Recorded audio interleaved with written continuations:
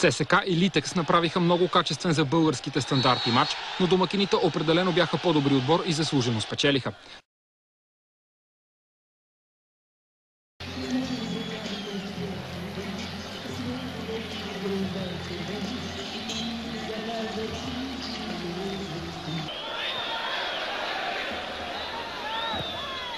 Жуазиньо удари гол!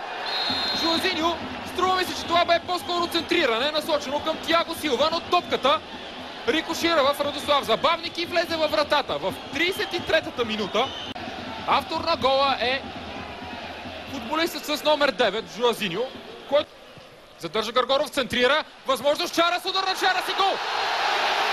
2-1 за ЦСКА с гол на Маркос Чарас. Аржентинецът отново дава аванс на домакините след поредната добра атака. Съвсем заслужено, мога да кажа отново, както и през първото полувреме.